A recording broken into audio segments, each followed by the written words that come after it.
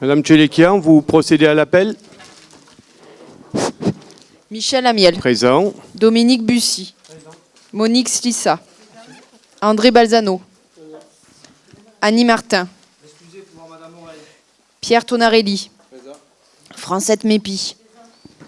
Bernard Chauveau. Sophie Chavamel. Fabrice Vega. Présent. Robert Bastard. Présent. Janine Figuière. Présent. Gérard Pateau. Daniel Marron. Gérard Valatte. Eliane Garnier. Claude Farcy. Jocelyne Pascal Rodriguez. Jean-Marc Leonetti. Aline Oreille. Nathalie Monton-Fabre. Didier Long. Delphine Alali. Renaud Reynaldo. Grégory Boucher. Roxane Calafa. Excusez pour voir Madame Slissa. Maximilien Fusonne. Philippe Sanchez. Rina Guibaud. Geneviève Battini. Romain Marot. Serge Baroni. Pas de nouvelles? Bien. Adoption du PV de la séance du 29 juin. Y a-t-il des remarques? Donc je mets aux voix qui est pour, qui est contre. Oui, pardon.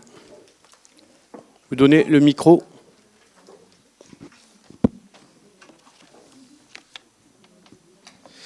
Monsieur le maire, concernant les décisions prises par la délégation du conseil municipal, est-ce qu'on l'aborde maintenant ou après? Pardon?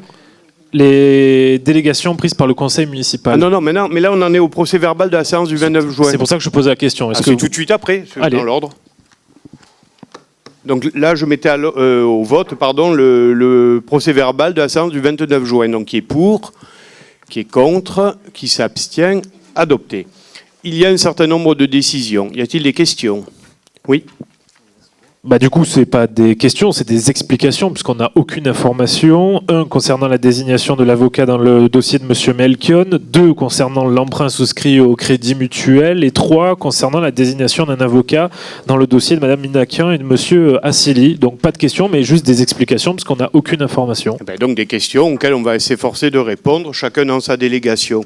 Concernant, évidemment, ce qui est le plus important, l'emprunt souscrit auprès du crédit mutuel, je laisse l'adjoint aux finances répondre. M. Vega. Oui, donc comme nous l'avons décidé lors du vote du budget primitif, nous allons souscrire un emprunt de 1,2 million d'euros pour une durée de 15 ans avec un taux fixe de 1,60%. Merci. Concernant le contentieux d'urbanisme, Madame Slissa. Pardon. Oui, Monsieur Assili a fait une construction qui a fait l'objet d'un permis modificatif.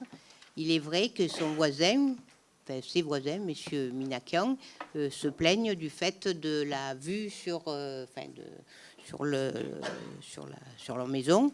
C'est des maisons mitoyennes dans le quartier de la Gavotte, en bas du boulevard Tardy. Et à partir du moment, ça aurait pu être que sur du civil, mais à partir du moment où il y a un dossier modificatif, il est normal que la personne se retourne contre nous, qualité de service de l'urbanisme, puisqu'il y a un permis modificatif, ce qui explique qu'effectivement le contentieux soit vers nous et pas forcément contre les voisins.